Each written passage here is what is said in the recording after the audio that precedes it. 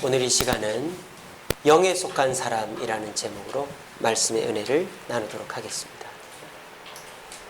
오늘 본문은 가버나움의 어느 회당에 들어가신 예수님을 많은 무리가 찾아온 이야기입니다. 여기 보시면 여기는 회당이고 이 회당에 계신 예수님께 많은 무리가 찾아왔어요. 자, 이 무리는 어떤 무리일까요?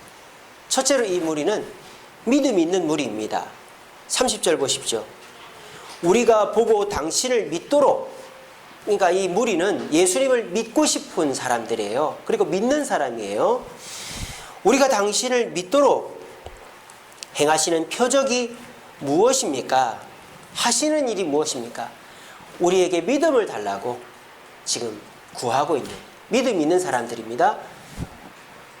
그리고 이들은 열정이 있는 사람입니다. 29절 보시면 하나님께서 보내신 이를 믿는 것이 하나님의 일이다, 그렇게 하셨어요. 그러니까 28절에 보니까 어떻게 하여야 하나님의 일을 하오리까? 그러니까 이 무리들은 하나님의 일을 하고 싶은 열정이 있는 사람이에요. 그래서 이 무리는 배를 타고 예수님을 찾아다닌 사람들입니다.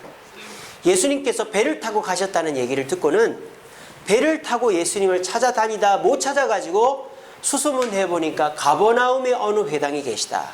그래서 이 무리가 이 가버나움의 회당까지 찾아온 열정 있는 사람입니다. 예수님 주변에 모여 있는 사람들은 12제자 못지않은 믿음과 열정을 가진 사람들입니다. 마치 오늘 이 자리에 모신 저와 여러분들처럼 이 더운 여름날 서울에 있으면 죄 짓는 것 같아요. 어디 휴가철이라 강원도나 저기 서해안 가야 될 것 같아요. 너무너무 덥죠, 그죠? 예, 가만히만 있어도 땀이 납니다. 제가 이제 운동을 매일 다니는데, 운동을 이제 집사람 손을 꼭 잡고 걸어 다닙니다. 근데 갈 때 올 때 걸어 다니는 게 너무 좋아요. 얘기도 하고, 또 바람도 불고 하니까. 요즘은 걸어 다니는 게 너무 힘들어요. 운동을 하고 올 때 이미 땀을 또 한 바가지 다 쏟아버리는 거예요. 갈 때도 땀을 쏟고, 집에 가서 또 샤워를 해야 됩니다. 그만큼 너무너무 더운 날씨를 보내고 있습니다. 그런데도 불구하고 여러분들이 주님의 전에 왔다는 것은 여러분들도 믿음과 열정이 가득한 분들이라는 거죠.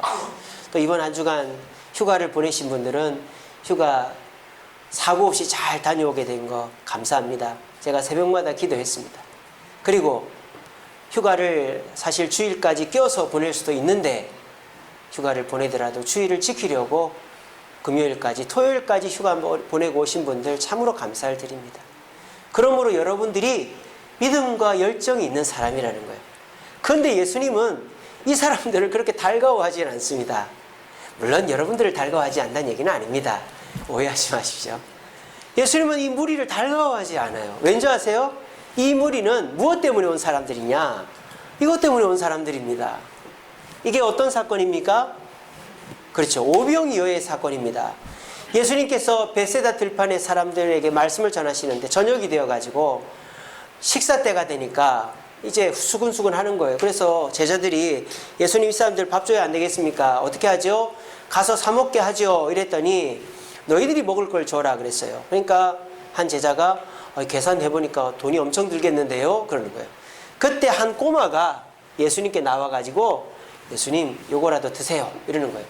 그 물고기 2마리 떡 5개를 예수님이 받아서 기도하고 나니까 세상에 5,000명, 남자 여자 노인까지 합치면 2만 명이 한꺼번에 먹는 기적이 나타난 거예요. 마치 광야에서 만나가 내리는 것처럼 하나님께서 예수님을 통해 굶주린 유대 백성들에게 희망을 주신 겁니다. 그러니까 이 유대 백성들이 예수님을 통해 희망을 본 것이죠. 그래서 이 유대 백성들이 오병이어 사건 이후로 예수님을 찾아다닌 겁니다. 그러니까 이들의 믿음은 어떤 믿음입니까? 예수님을 믿는 믿음이 아니라 물고기와 떡을 믿는 믿음이었습니다. 또 이들의 열정은 어떤 열정입니까? 예수님의 말씀을 따르는 열정이 아니라 우리에게 유익을 주는, 로마에부터 해방시키고 우리의 먹을 것을 채워주는 것을 향한 열정이라는 것이죠. 그래서 30절에 보면 당신을 믿도록 행하는 표적이 뭡니까? 질문해놓고 지들이 답을 해요. 자문자답을 합니다.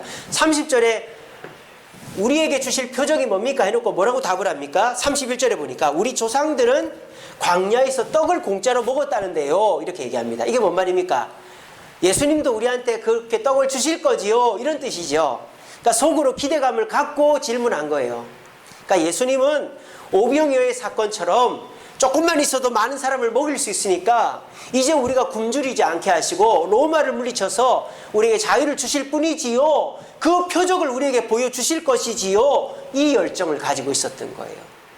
그러니까 이들이 예수님을 찾고 찾아도 우리 예수님은 반가워하지를 않으셨던 것입니다. 자, 이렇게 예수님을 찾아온 자를 우리는 어떻게 봐야 될까요? 괜찮습니다. 우리 예수님 뭐라 했습니까? 죄 있는 자도 오고 세리도 오고 창녀도 오고 누구든지 오라 그랬어요. 누구든지. 아버지 품은 넓고 편안하다. 누구든지 내게로 오라.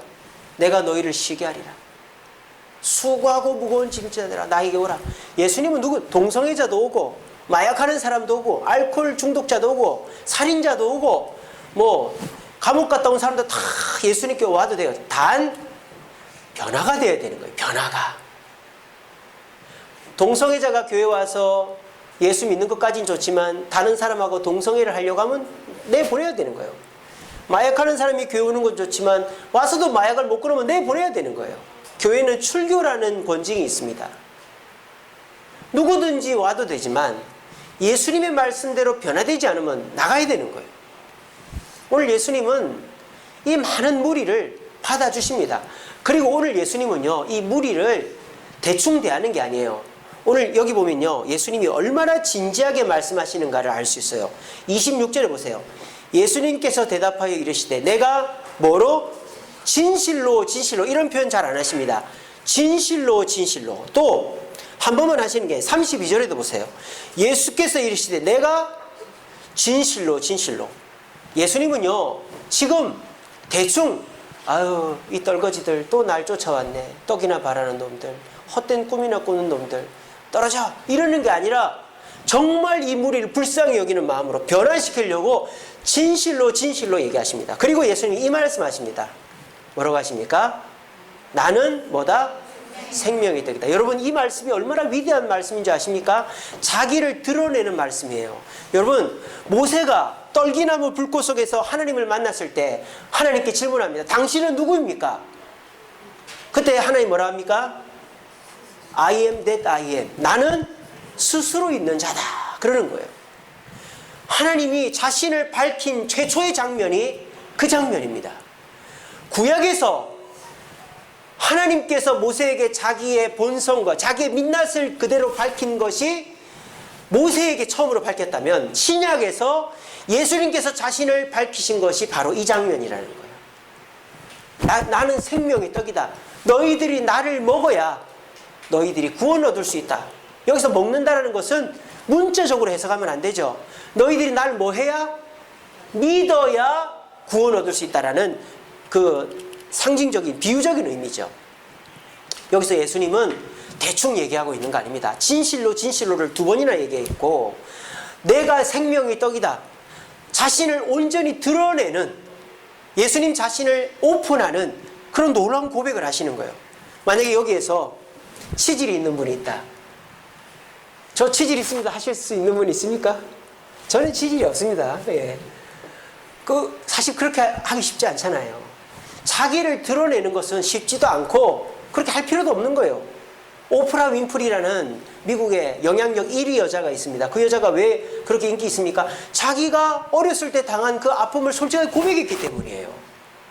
예수님도 지금 내가 생명의 떡으로 왔다라는 것을 얘기하는 것은 쉬운 일이 아니고 이것은 엄청 이 무리들을 사랑하는 표현으로 하시는 것이다라는 겁니다.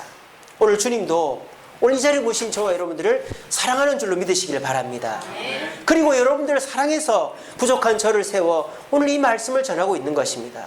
여러분이 어떤 마음을 가지고 이 교회를 나왔건 어떤 기분으로 어떤 상황으로 또 어떤 마음 상태로 나왔건 내 욕심을 가지고 나왔건 화를 갖고 나왔건 상관없어요. 우리 주님은 여러분들이 어떤 모습으로 나왔건 변화되기만을 바라시고 그 변화를 위해서 최선의 노력을 지금 다 하고 계신 것입니다. 자, 우리 예수님께서 이 무리에게 믿음과 열정이 있지만 예수님이 생각하는 믿음과 열정이 아닌 다른 믿음과 열정을 가지고 온 이 무리에게 예수님이 나는 생명의 떡이다 이렇게 얘기했습니다. 자, 그러면 이 무리는 어떻게 됩니까? 예수님이 생명의 떡이시군요. 그럼 우리가 예수님을 믿으면 우리의 영혼과 육체가 구원을 얻겠군요. 이렇게 하면 100점이 될 텐데 이 말을 듣는 순간 제자들은 이 무리들은 뭐 하기 시작합니까? 수군거리기 시작합니다. 수군거립니다.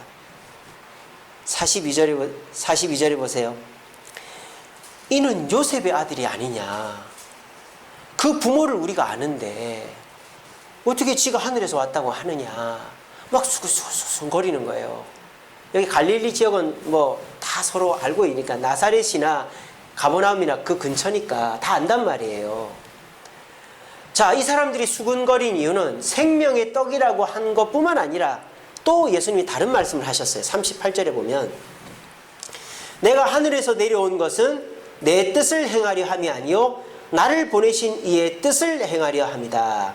자, 보세요 여러분. 나는 생명의 떡이다. 이 말은 굉장히 모호하죠. 명확한 말이 아닙니다. 뭐라고 이거는 뭐 이렇게 흠을 잡을 수 있는 말이 아니에요. 나는 생명의 떡이다. 굉장히 비유적인 말이기 때문에. 근데 예수님이 그 말 다음에 무슨 말을 했어요? 내가 어디서부터 왔다? 어디서부터 왔다? 하늘로부터 왔다고 했잖아요. 그러니까 사람들이 나는 생명의 떡이다라는 말로 시비 거는 게 아니고, 왜? 그 말은 모호하니까 명확한 말 갖고 시비를 거는 거예요. 무슨 말? 하늘로부터 왔다는 그 말을 시비. 근데 여기 너무너무 재밌는 게 있습니다, 여러분. 너무너무 재밌는 게 있습니다. 지금 이 사람들은 예수님이 하늘로부터 왔다는 걸 믿습니까? 안 믿습니까? 아니, 믿죠. 이 사람들은 예수님이 메시아라는 걸 믿어요. 그러니까 이렇게 찾아온 거예요. 그러니까 이게 재밌다는 거예요. 여러분 잘 들어보세요. 이 사람들은 예수님이 하늘로부터 왔다는 걸 믿어요. 근데 이 사람들이 지금 자신들이 납득하지 못하고, 아니 납득을 못하는 게 아니라 받아들이지 못하는 게 있어요. 그게 뭡니까? 예수님 자신이 생명의 떡이라는 거예요. 이 사람들이 바라는 건 뭐예요? 예수님이 생명의 떡이 아니라 예수님이 많은 거를 우리에게 주실 수 있다라는 대답을 원하는 거예요. 근데 예수님은 지금 그 대답을 안 하는 거예요. 그러니까 이 사람들은 엄한 것을 가지고 꼬투리를 잡는 거예요. 쉽게 말하면 이런 거죠. 어떤 사람이 미워 죽겠어요. 그래서 이 사람이 너무너무 미운데 그 사람이 별로 실수하는 게 없어. 막 다 잘해요. 열심히 해요. 근데 그 사람이 막 늦게 나왔다. 그러면 그걸 딱 꼬투리 잡는 거예요. 저 봐라, 저 늦게 나왔다, 저 봐라. 평소에도 이렇게 하고 저렇게 하고 저렇게 하더니 저 봐라, 저 몹쓸 사람이다. 이렇게 해버리는 거예요. 그게 뭡니까? 평소에 잘하는 걸 가지고 뭐 가타부타 말 안 해요. 늦게 나왔다는 그 꼬투리를 딱 잡아가지고 그 사람 전체를 매도해버리는 거예요. 이게 험담하는 사람의 전형적인 모습인 거예요. 지금 이 무리가 그런 거예요. 이 무리는 지금 뭘 기대하고 있습니까? 예수님이 생명의 떡이 되는 거를, 지금 생명의 떡을 기대하는 게 아니라 육신의 떡을 기대하고 있는 거예요. 우리에게 배부르게 먹게 해줄 걸 기대하고 있는데 예수님이 생명의 떡을 주겠다고 하니까, 영혼의 떡, 천국 가는 걸 주겠다고 하니까 이들이 지금 마음이 상한 거예요. 그러니까 꼬투리를 잡고 싶은데 꼬투리가 없는 거예요. 그런데 예수님이 뭐라고 그랬어요? 하늘로부터 왔다. 근데 사실 이 사람들은 예수님 메시아 하늘로부터 왔다는 걸 믿고 여기까지 온 거거든요. 근데 자기들이 믿는 그거를 부정해버리는 거예요. 아이러니죠. 참 웃긴 일이죠. 이게 마음이 틀어진 사람의 전형적인 모습이라는 거예요. 마음이 틀어진 사람은 멀쩡한 것도 막 욕을 하고 야단을 치는 거예요. 잘하는 것도. 이처럼 이 사람들이 본심이 이제 드러나기 시작합니다. 자기들의 본심은 믿음과 열정이 있지만 예수님이 주시는 육신의 떡을 바라고 왔는데 예수님이 생명의 떡을 주겠다고 하니까 마음이 틀어진 거예요. 그리고 하늘로부터 왔다니까 틀어진 마음을 그 하늘로부터 왔다라는 말을 꼬투리 잡고 지금 비난하기 시작합니다. 자, 그뿐 아닙니다. 또 예수님께서 뭐라고 하십니까? 51절에 보면 나는 하늘에서 내려온 살아있는 떡이니 사람이 이 떡을 먹으면 영생하리라. 지금 예수님은요, 이 사람들이 수근거리든 말든 하실 말 그대로 갑니다. 마이웨이 합니다. 그래서 나를 먹으라고까지 합니다. 이제는 이 나는 생명의 떡이다라는 말이 명확해졌죠. 자 보세요. 나는 생명의 떡이다라고까지만 하면 이게 좀 모호하단 말이에요. 그러니까 이 생명의 떡이라는 말 갖고 시비를 못 걸어요. 근데 예수님이 지금 명확하게 얘기했죠. 나를 뭐 해라? 먹어라. 이 말은 어떻게 됩니까? 문자적으로 해석하면 말이 안 되는 얘기죠. 뭐 식인종이 되라는 말입니까? 그러니까 이제는 이 무리가 돌변하기 시작합니다. 서로 다투기 시작합니다. 더 이 말에 화가 나는 사람 또는 덜 화가 나는 사람이 다투기 시작합니다. 마치 엠마오로 가는 두 제자가 다퉜던 것처럼. 엠마오로 가는 두 제자, 예수님 부활을 알고도 한 제자는 부활했을 것 같은데 한 제자는 아니야 이러면서 막 다투면서 갔을 때 예수님 나타났잖아요. 그런 것처럼 이 무리들 속에 내분이 일어난 거예요. 예수님이 자신을 먹으라고 하니까 어떻게 사람을 먹느냐라고 하는 사람이 있는가 하면 이해가 안 된다 이러는 사람, 막 싸움이 일어난 거예요. 그 53절에 보시면 52절에 보시면 유대인들이 서로 다투어 이르되 이 사람이 어찌 능히 자기 살을 우리에게 주어 먹게 하겠느냐. 그리고 이 말에 담겨있는 뜻은 뭡니까? 설사 자기 살을 먹으라고 한들 우리가 얼마나 배가 부르겠느냐 이런 뜻인 거예요. 그랬더니 우리 예수님이 굽히지 않고 더 강력하게 얘기하십니다. 53절에 보세요. 또 진실로 진실로라고 말씀하시죠. 지금 우리 예수님은 대충 이 사람들 보내려고 하는 게 아니에요. 왜? 이 사람들은 나중에는 예수님 제자가 되는 사람들입니다. 나중에 보면 압니다. 바리새인들, 사두개인들 이런 사람들과 다른 사람들이에요. 그러니까 굉장히 공을 들여서 얘기하시는 거예요. 그래서 뭐라고 합니까?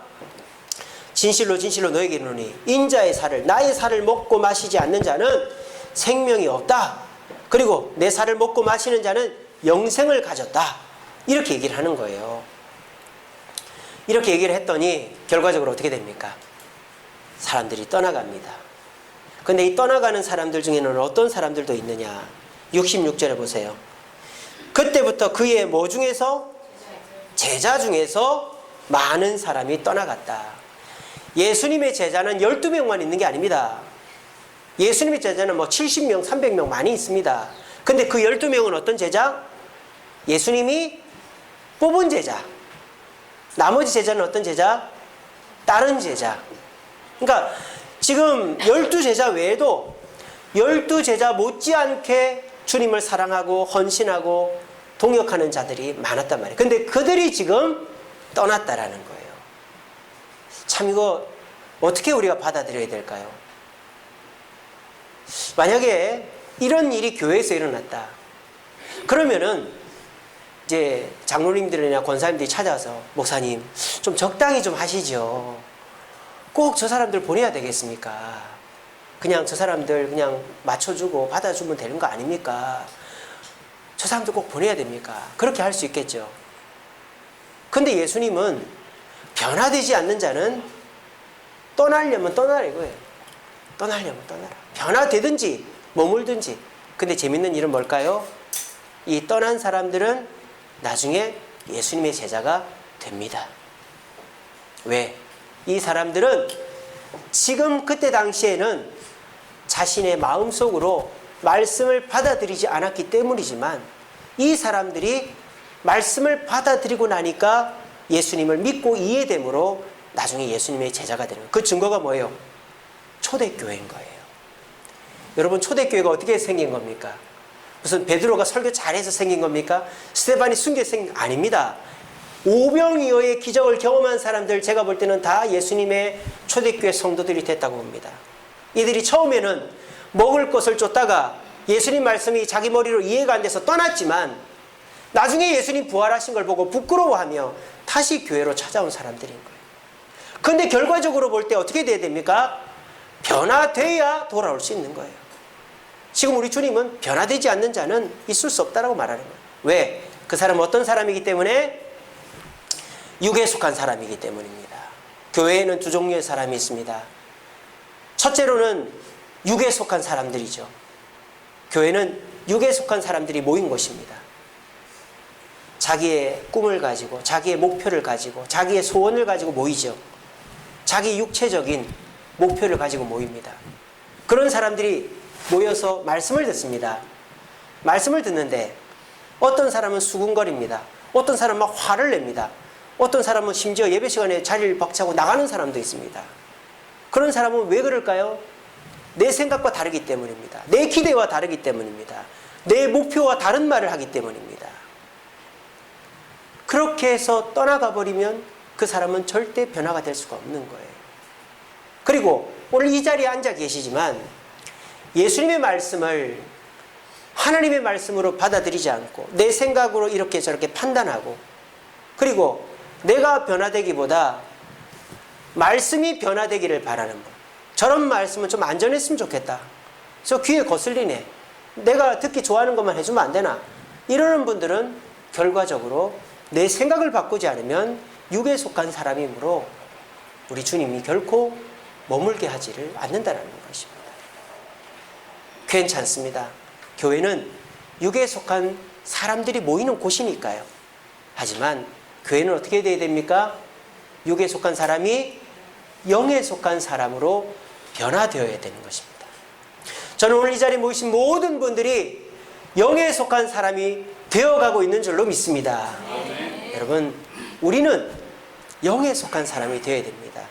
오늘 본문에도 영에 속한 사람들이 있습니다. 누굽니까? 12제자입니다. 오늘 본문 보세요. 66절에 그때부터 그의 제자들 중에 많은 사람들이 떠나가고 다시 함께하지 않았는데, 67절에 보니까 누구만 남았어요? 12제자만 남았어요. 이 12제자는 예수님이 뽑은 제자들입니다. 자, 이들이라고 뭐 다른 게 있었을까요? 이들이라고 수근거리고 다투고 막 떠나고 싶은 마음이 없었을까요? 이들이라고 이 생명의 떡이 믿고 영생 온다는 거 이해하고 받아들였을까요? 그렇지 않습니다. 그렇지 않습니다.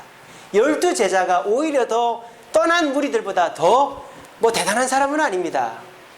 그런데 12제자의 모습이 영에 속한 사람의 모습이라는 거예요. 첫째로 어떤 모습입니까? 침묵하는 모습입니다. 우리 주님은 말을 많이 하는 것을 원치 않습니다. 광야에서도 말 많은 사람은 땅이 갈라져 빠져 죽었고요, 불에 타 죽었고요, 여리고성 돌 때 절대 말하지 말라고 그랬습니다. 하나님은 신약에서도 혀는 불이다 그랬어요. 혀를 조심하면 온전한 자가 된다 그랬어요. 사람이요, 특별히 몸이 아프거나 일이 잘 안 될 때는 절대 말하면 안 됩니다. 그러면요, 내 입에서 좋은 말이 안 나와요. 여러분, 요즘 많이 더우시죠? 말수를 줄이시기 바랍니다. 말만 하면 짜증납니다. 저도 사실 좀 실수한 것이, 지난 금요일 날 성경학교 막 준비하고 있는데 막 짜증이 나는 거예요. 그러니까 이것도 짜증나고 저것도 짜증나서 집사람한테도 짜증내고, 막 택배가 너무 많이 와가지고 막 짜증이 나고 막 짜증이 나는 거예요. 근데 짜증이 나는 줄 알면서도 그게 제어가 안 되는 거예요. 저도 이게 마귀의 시험이고 성경학교 앞두고 하는 것인 줄 알면서도. 근데 제가 후회가 되는 게 뭐냐, 어제 성경학교 했는데요, 새 친구가 5명이나 왔거든요. 요즘은 초등학교 1명이라도 오는 게 쉽지 않습니다. 근데 5명이나 왔는데 그 애들이 너무너무 재밌어가지고 집에를 안 가려고 그러는 거예요. 교회에서 자면 안 되냐고 그러는 거예요. 근데 어제 그렇게 끝내놓고 집에를 가면서 집사람이랑 손을 꼭 잡고 가면서 후회가 되더라고요. 내가 참 말을 안 할 걸. 괜히 말해가지고 또 내 체면만 구겼네. 막 이러고 간 거예요. 여러분, 우리에게 있어서 이 말이라는 것이 생명을 살리기도 하지만 사람을 죽이기도 하고 내가 지금까지 쌓아놓은 탑을 무너뜨리기도 합니다. 이 제자들은요, 지금 떠나간 무리랑 똑같이 생각하고 있는 거예요. 저거 말도 안 된다, 떡이나 좀 주지. 왜 우리가 그거 어디서 할 수 있어요? 제자들이 나중에 뭐 때문에 싸웁니까? 예수님 왕 되면 내가 영이 정할 거야, 내가 자기, 그것 때문에 싸우잖아요. 그러니까 제자들 마음도 똑같은 거예요. 무리들이랑 예수님 왕 된다고 생각한 거예요. 근데 이 제자들은 영에 속한 사람이었다는 거예요. 그래서 이들은 말을 안 한 거예요. 두 번째로 이 제자들이 영에 속한 증거가 뭡니까? 믿음의 고백을 합니다. 우리 예수님 뭐라고 하십니까? 너희들도 가려느냐? 너희들도 갈래? 그랬더니 이 제자들이 아니요, 예수님 우리 뽑아주셨는데 우리가 가면 안 되잖아요. 예수님 우리 가면 혼자 살아야 되잖아요. 예수님 불쌍해서 안 갈래요. 그렇게 얘기하는 게 아니에요. 이 사람들이 영에 속한 증거가 여기 딱 나와요. 뭐라고 얘기합니까? 영생의 말씀이 여기 있는데 우리가 어디로 갑니까? 이 제자들이 지금 영에 속한 사람이라는 증거, 예수님을 뭐 때문에 따르는 거예요? 표적 때문에 따르는 게 아니라 말씀 때문에 따르는 거예요. 무리들은 예수님이 보여주신 표적, 먹을 것을 쫓았지만 이 제자들은 예수님, 특별히 겉으로 보이는 초라한 예수님이 아니라 그 예수님 안에 있는 말씀을 따랐던 거예요. 오늘 이 자리에 계신 저와 여러분들도 말씀을 듣고 그 말씀을 사모하고 그 말씀이 나를 사로잡게 한다라고 믿으면 여러분들은 영에 속한 사람인 줄로 믿으시길 바랍니다. 오늘 이 자리에 보신 모든 분들 한 명도 조는 사람 없고 한 명도 딴짓하는 사람 없고 모두가 저를 잡아먹을 듯이 보고 있어요.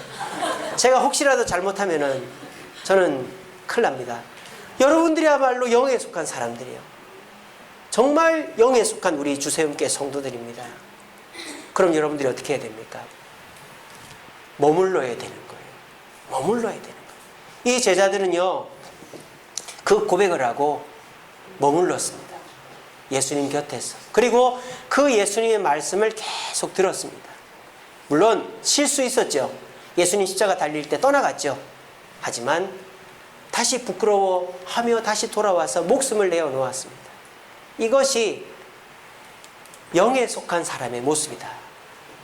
제가 이렇게 PPT 준비하는 것은 뭐 제가 이거 없으면 안 되는 게 아니고 여러분들이 이걸 기억을 잘하라고 하는 거예요.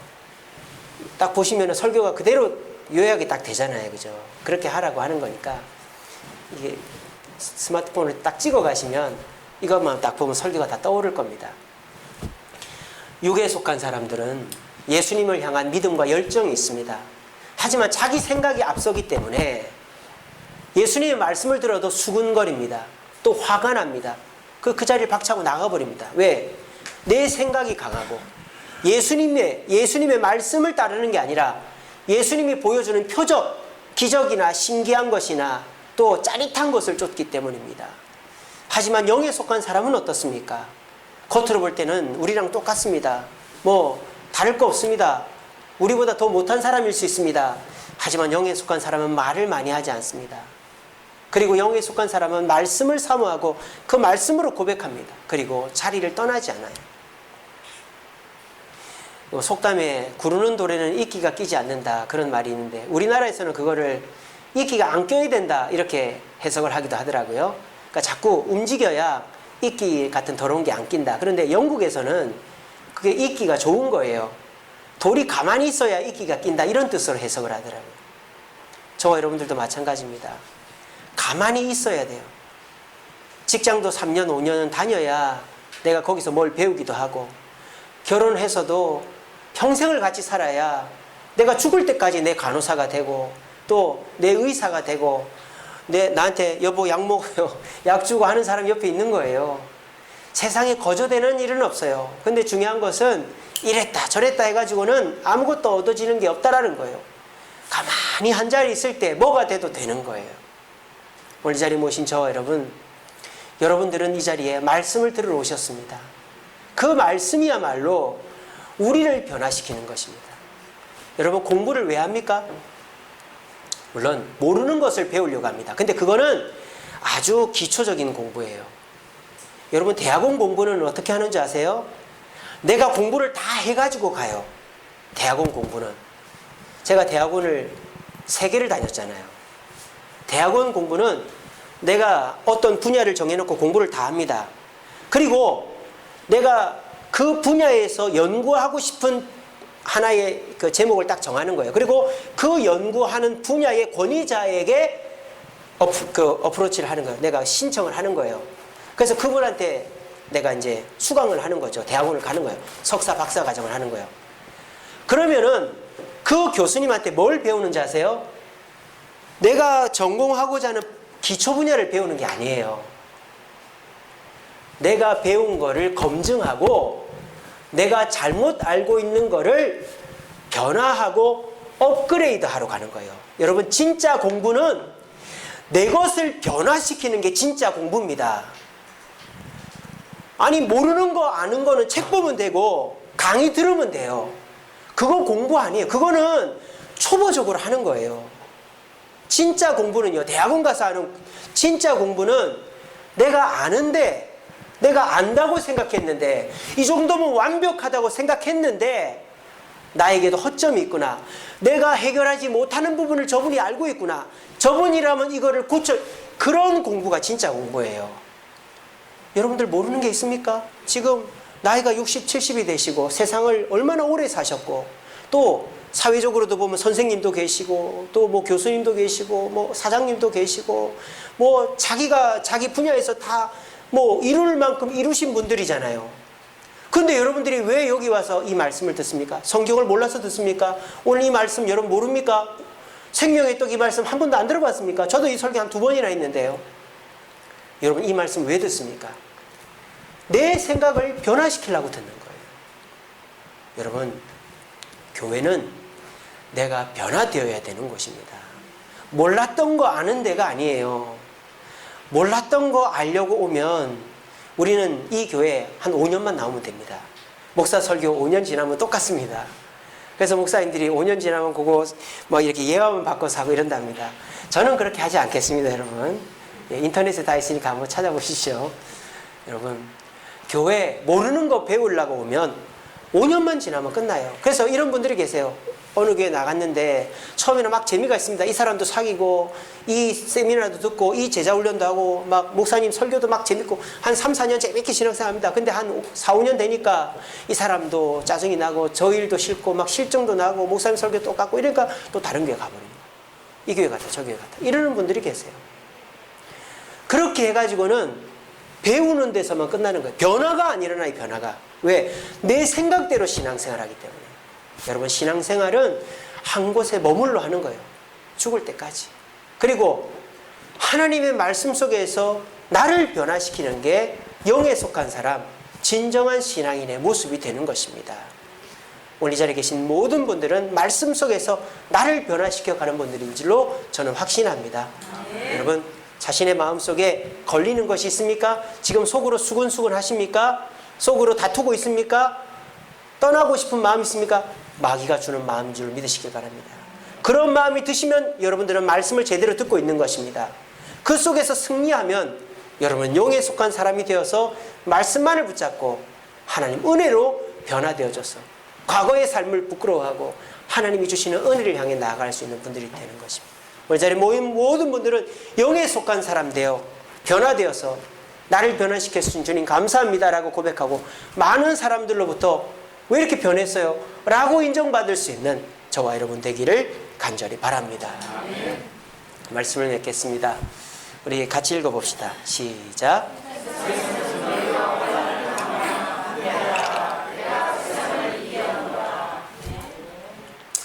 자, 12제자 예수님 쫓아다니면서 죽을 고생하고 굶고 노지에서 자고 또 예수님 승천하시고 복음 전하면서 고생하고 순교한 사람들입니다. 환난을 당했죠. 근데 우리 예수님 너희가 환난 당한다. 환난 안 당한다고 얘기하지 않습니다.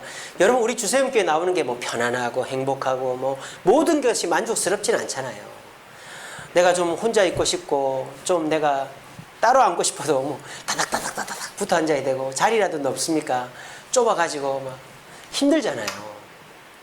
여러분들이 이 교회 나오는 거 또 믿음 지키는 거 내가 예수 믿는 거 고백하는 거 다 어려움이죠. 근데 우리 예수님이 뭐라 합니까? 너희가 세상을 이길 것이라고 얘기하잖아요. 뭐라고 합니까? 내가 예수님이 세상을 뭐 했다? 이겼다라고 말하는 겁니다. 여러분 어렸을 때 놀이할 때 어떻게 해야 이깁니까? 내가 잘해서 이기면 제일 좋겠지만 내가 잘못하면 어떻게 해야 이깁니까? 어떻게 해야 이깁니까? 잘하는 애 밑으로 들어가면 이기는 겁니다. 어렸을 때 놀 때는 잘하는 애 밑에 들어가면 이기는 거예요. 여러분들이 혼자서 세상을 이길 수 있을 것 같으면 그렇게 하십시오. 근데 우리는 그렇게 할 수가 없잖아요. 우리가 그렇게 능력이 있는 자가 아니니까. 그럼 우리가 어떻게 이겨야 됩니까? 이기는 사람 밑에 들어가야 되는 거예요. 여러분 마귀는 지는 것을 지금 아예 기정사실이 돼버렸어요. 마귀는 세상 심판받으면 지옥 갑니다. 근데요 우리 예수님은요 초림하시고 부활 승천하셨어요. 이기셨어요. 그리고 재림하실 때도 심판주로 승리주로 오신다 그랬어요. 누구에게 서야 이기는 겁니까? 답이 나왔잖아요. 예수님께 서야 되는 거예요. 여러분, 이기는 팀은요, 고생이 많이 합니다. 평소 훈련도 많이 하죠. 이기는 팀은요. 그리고 이기는 팀은요, 강팀이랑 붙기 때문에 지는 팀은요, 예선전에서 떨어지면 편해요. 이기는 팀은요, 계속 강팀이랑 붙기 때문에 힘들어요. 근데 끝에 가서 금메달 따보십시오. 상금 받아보면 얼마나 기쁩니까? 여러분들은 지금 이기는 팀에 들어있다는 사실을 믿으시길 바랍니다. 우리 주세움교회는 이기는 팀이에요. 우리는 주님께서 대장 되시고 그분의 말씀에 나를 변화시키면 우리는 결과적으로 이기는 자들인 줄로 믿으시길 바랍니다. 우리 모두 영에 속한 사람 되어 마귀가 우리 속에서 수군거리고 다투게 하고 떠나가게 하려고 하는 마음을 줄지라도 아니야, 나는 주님 편에서 이길 거야. 입을 꼭 다물고 말씀을 아멘으로 고백함으로 주님 곁에 남아있어 환난을 당하지만 주님과 함께 승리할 수 있는 승리자 되는 저와 여러분 되기를 간절히 바랍니다. 기도하겠습니다. 사랑의 주님, 감사합니다.